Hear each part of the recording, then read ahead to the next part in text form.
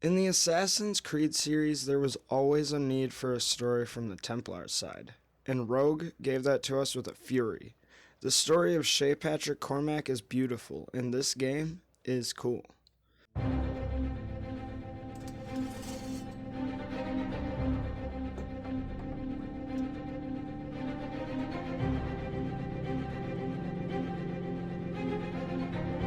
Do you swear to uphold the principles of our order, and all that for which we stand? I do.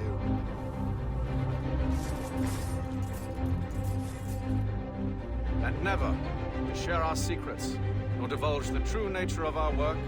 I do.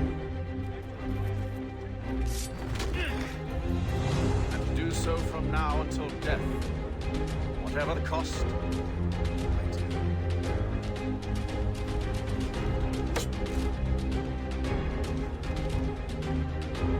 Then we welcome you into our fold, brother. You are now a Templar, harbinger of a new world.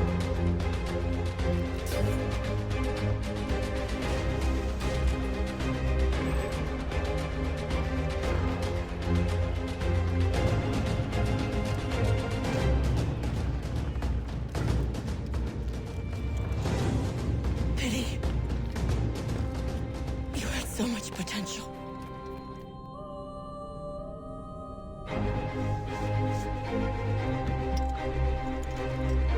Do you ever wonder if you're doing the right thing, Gist? If you chose the right path?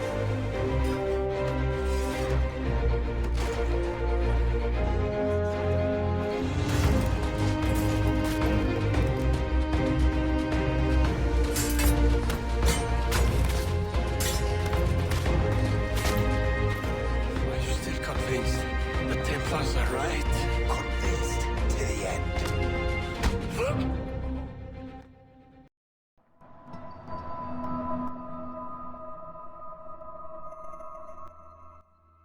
So to begin, it plays very similarly to 3 and 4. Pretty much the exact same, but with a few little additions. I personally didn't really have a problem with this though. I loved both those games, and this one was on the Templar side, so it felt quite a bit more different while I was playing it anyway. With a lot of open areas and islands and stuff to do on the islands, it makes for a lot of stuff out on the open ocean. As with a lot of these games, there are also ship upgrades to make you need to get plenty of resources to complete the upgrades, and it's really important to do so to advance the story. I should note that I'm also not much of a pirate person or a big buff about American history, but Assassin's Creed has done a great job of making me more interested in both.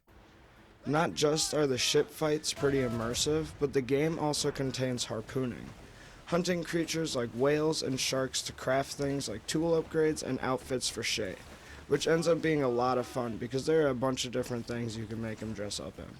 It's nice to have the harpooning because I do wish the hunting was as prominent as previous games, but I still had fun with it. I went and I hunted down quite a few things. It was hard to see a lot of them on the map though, just kind of because of how the map was made.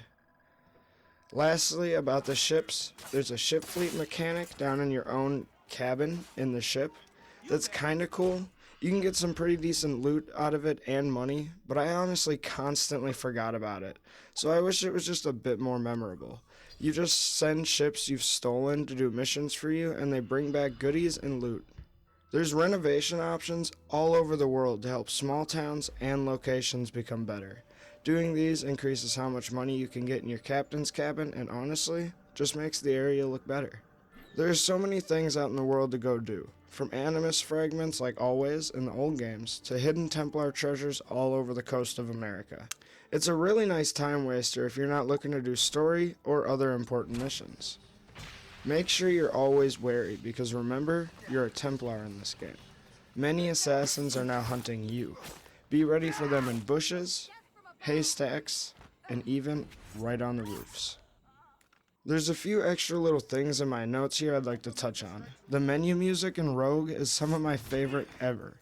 I'm sure it's an acquired taste due to all the different pitches and tones, but personally, I love it.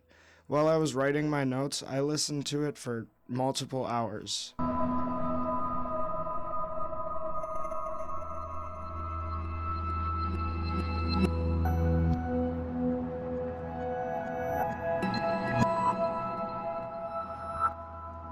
Some of the smoothest freerunning for this time in the series. I felt getting around was super easy, extremely fun, and I loved the camera angles.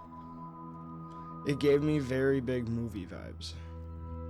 I know there are plenty more reasons, but these are a few of my reasons I believe Assassin's Creed Rogue is cool. Thank you for watching. I am Shay Patrick Cormac, Templar of the Colonial, of the American Right. I am an older man now, and perhaps wiser. A war and a revolution have ended, and another is about to begin. May the Father of Understanding guide us all.